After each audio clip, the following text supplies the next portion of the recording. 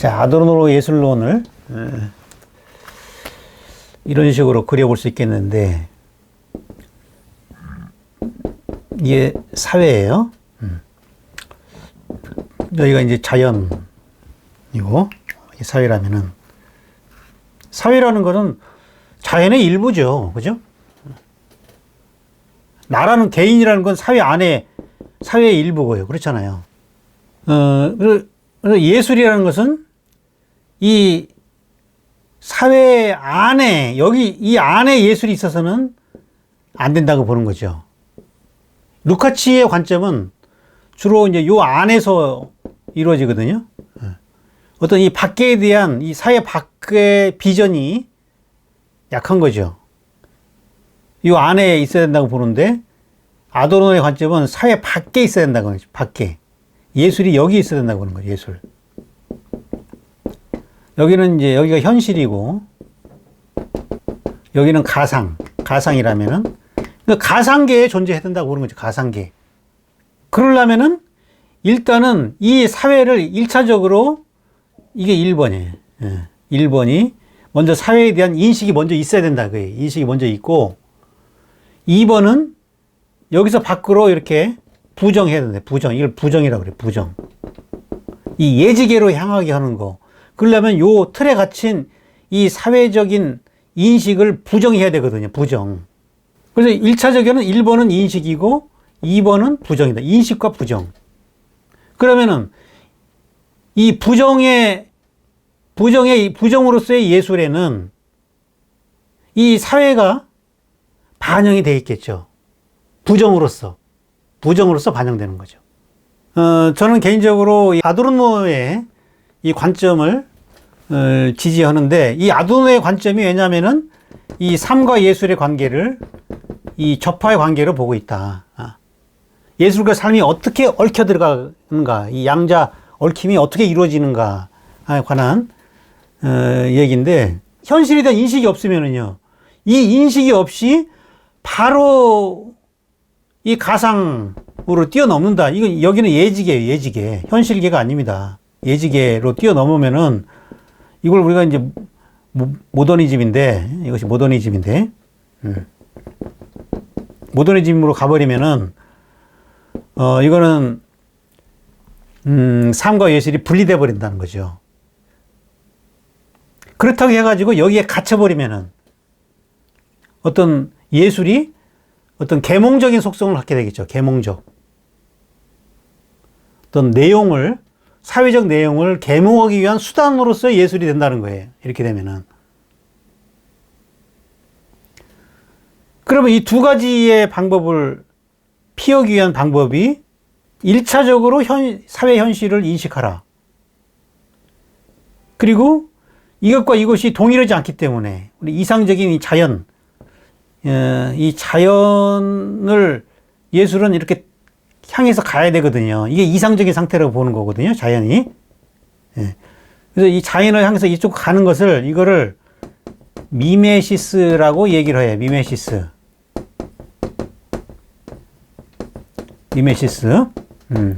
모방이라고 우리가 이제 번역을 하지만, 이 모방은 플라톤이 말하는 모방과는 다른 거예요. 어떤 자연을 사실적으로 모방하는 그런 걸 말하는 것이 아니고, 어떤 자연의 본질, 이 사회가 제한적으로 축소시켜 놨던 그 자연의 근원적 본질을 향해서 나아가는 것을 미메시스라고 얘기를 해요. 그래서 예술이 할 수 있는 것은 철저하게 사회를 인식하고 부정하는 것이다. 따라서 예술은 언제나 그것을 거부하는 요인들의 부정적인 계기로서 포함한다. 부정적인 계기로서 포함한다. 작품을 만드는 과정에서 극복해야 했던 관심에 따라서 작품의 품위가 적을 수 있다. 이 관심을 피할 수가 없어요. 무관심이 어떻게 가능하냐는 거죠. 칸트가 말했던 것처럼. 그건 미학이지만 예술에서는 우리의 관심에서 출발하는 거기 때문에, 내 관심이라는 건 사회 현실에서의 관심 아니겠어요. 이 관심 가졌던 것들을 부정을 통해서 나가야 된다. 그걸 이제 미메시스라고 얘기하는 거죠. 칸트의 이론에서 미학이 주체의 미적 취미 판단을 통해서 본질적으로 구성되는 한 미적 취미 판단은 객관적인 작품의 본질 구성에 필연적인 것이다. 그러나 이러한 구성적인 측면이 역사적인 것임에도 칸트는 선험적인 것으로 정의했다는 거지. 항상 우리는 역사성을 피해서 존재할 수가 없는 거죠. 선험적인 것은 그거는 이상이죠. 이상.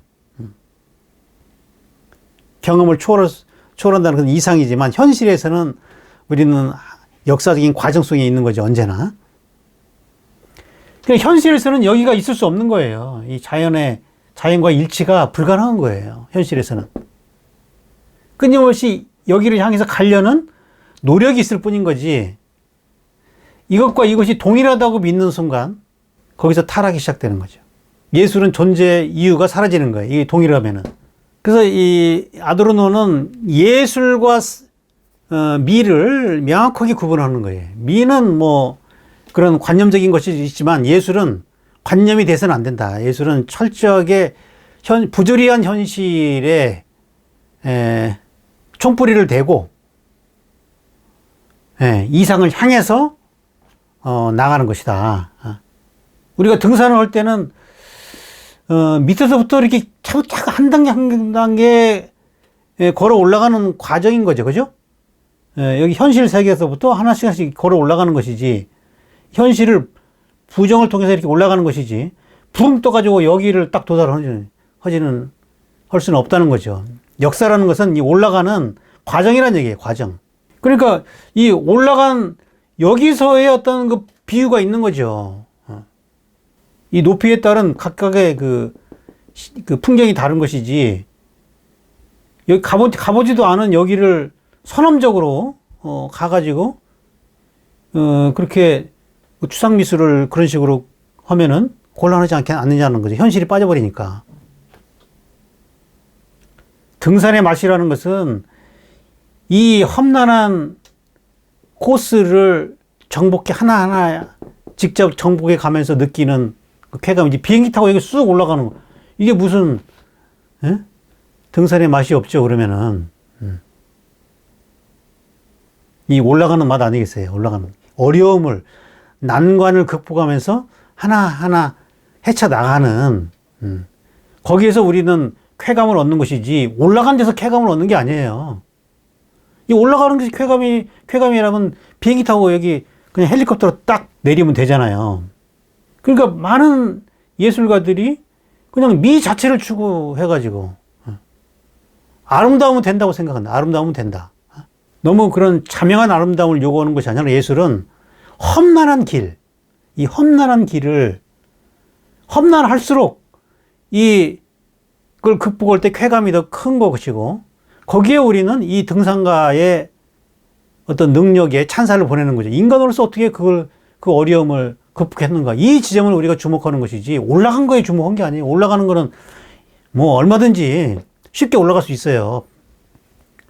등산에서는 그걸 반칙이라고 그러죠. 반칙. 예? 그 반칙하는 등산가들도 있더라고요. 실제로. 예술도 마찬가지라는 거예요. 예술도. 예술은 현실을 사진 찍듯이 혹은 원근법적으로 모사함으로 인식하는 것이 아니다라는 거예요. 이거는 이제 기존의 리얼리즘을 비판하는 거예요. 리얼리즘은 어떤 과학적으로 현실을 있는 그대로 드러내는 것을 예술이라고 생각하는 사람도 있죠. 그런 것이 아니라 예술은 자율적 구조, 이 현실과 다른 예술만의 자율성이 있다는 거죠. 이 자율성이에요. 자율성. 아도르노는 예술의 자율성을 포기하지 않아요. 이 리얼리스트이면서도 예술의 자율성을 포기하지 않는다는 거죠. 자율적 구조를 통해서 현실의 경험적인 형태에 갖추어져 있는 것을 표현할 수 있어야 된다. 예술은 참회냐 순수냐, 이거는 이제 순수고, 모더니즘은 순수고, 리얼리즘은 참여죠. 참여. 현실 참여. 이거는 반영이죠. 반영. 현실을 반영하는 것이고, 이거는 현실을 초월하는 거죠. 초월이고. 이런 이윤법적으로 이걸 나눠서 양자택일을 해야 되는 그런 것이 아니란 얘기죠. 이 삶의 부조리에 대해서 항상 우리는 총뿌리를 대고, 여기에 부정을 통해서 그 부정을 형식을 통해서 형상화해야 된다. 이 형상화라는 예술의 자율적 논리에 의해서 그거를 형상화해야 된다 그 말이죠. 그래서 예술에서 사회를 비판한다는 것은 명시적으로 사회적 내용을 중심에 내세워 가지고 그거를 막 계몽하고 이런 것이 아니라 형식으로 고양된다. 형식. 예술은 어차피 형식이에요. 형식으로 승부를 벌여야 된다는 거죠. 형식을 통해서 다른 기타의 어떤 생산품들과 구별해야 된다는 거죠.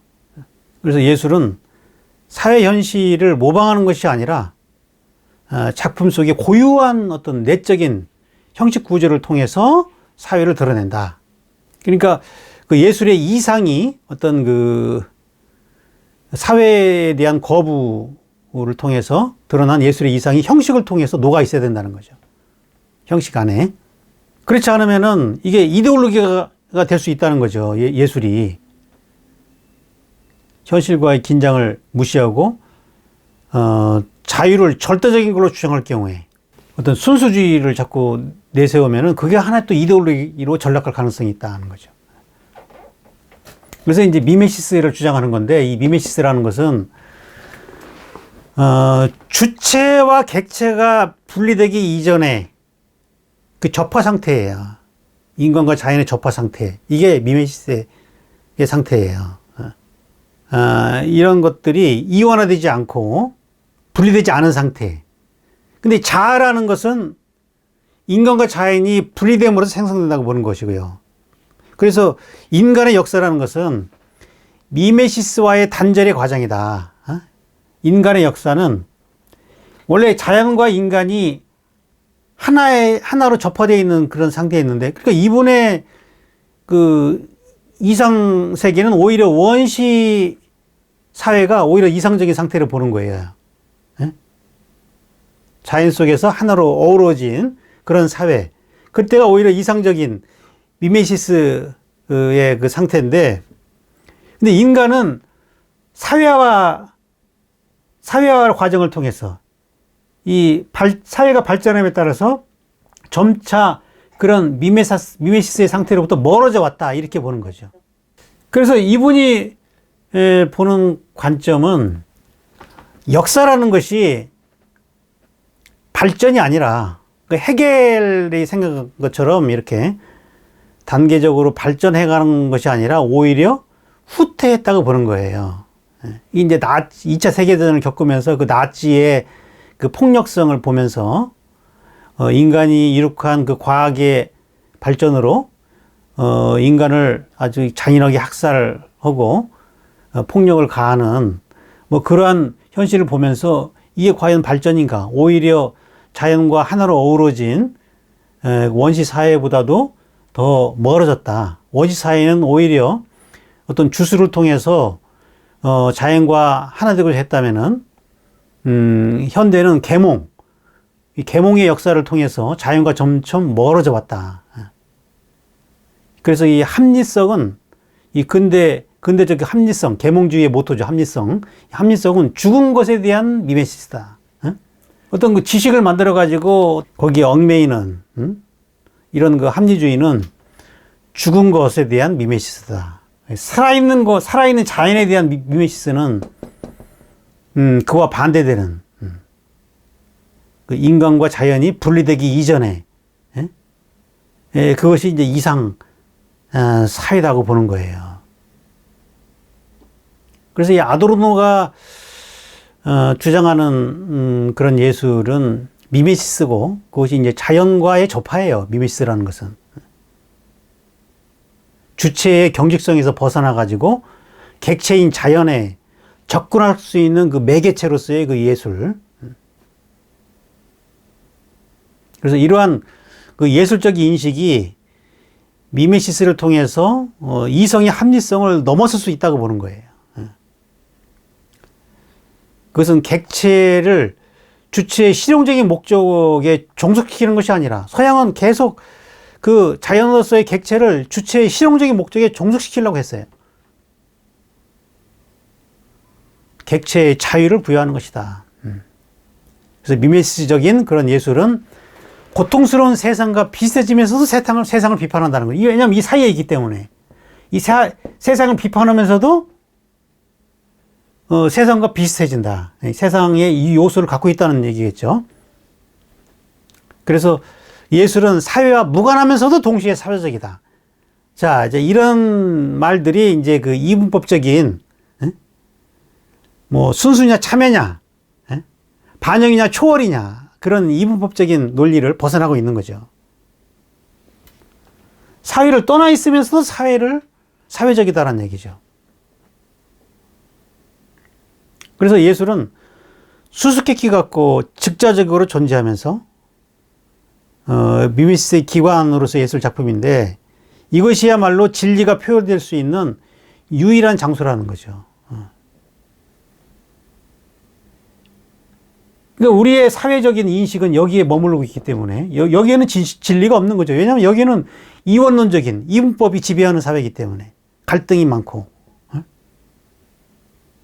어떤 약육강식의 논리가 지배할 수밖에 없죠. 여기는. 그러나 여기는 자연에 가까운 이 미메시스의 상태로서의 그 예술은 여기에 진리가 있다는 거죠. 그 예술은 이런 방식으로 진리를 표현한다는 거죠. 유일하게. 그래서 예술은 그 존재만으로도 모든 것을 자신의 통제 밑에 두고 관리하려는 사회적 입장에서 보면은 눈에 가시거리고 비동일자라는 거죠. 이 안에 있으면 동일자예요. 이 안에서 귀속되기 때문에 동일자인데 여기 바깥에 있으면은 이 포섭이 안 되잖아요. 그 비동일자가 됐는데 눈에 가시거리 같지만 여기에 진리가 있다. 우리가 가야 될 길이 있다라고 보는 거죠. 그러니까 우리의 인식, 대부분의 우리의 인식은 이분법적인 지식에 의해서 만들어지는 거기 때문에 이런 지식에 대한 저항을 통해서 부정을 통해서 예지계를 향해서 나아가는 거죠. 예지계를 건너뛰면 안 되는 거고 비행기 타고 건너뛰면 안 되는 것이고 투쟁을 통해서 한 걸음 한 걸음 그 고난의 길을 걸어가면서 이 걸어가는 이것이 맛입니다. 맛. 등산하는 맛이 있잖아요. 한 단계 한 단계 올라갈 때 그 맛이 있는 것이지 이 비행기 타고 뭐 차 타고 버스 타고 꼭 정상 올라가면 무슨 맛이 있겠어요. 쑥 지나가 버리는데 직접 하나하나 올라가면서 풍경을 보고 거기에 내가 못 본 경치들을 봐가면서 가는 것이 이 맛이죠. 맛. 응? 이 맛이 곧 멋이고 이 멋이 곧 아름다움이죠. 종속도 비약도 하지 말자. 이것이 예술과 삶이 이런 태극의 형상으로 결합되는 방식이다 라는 것이 오늘의 핵심적인 강의의 메시지다라고 할 수 있을 것 같습니다.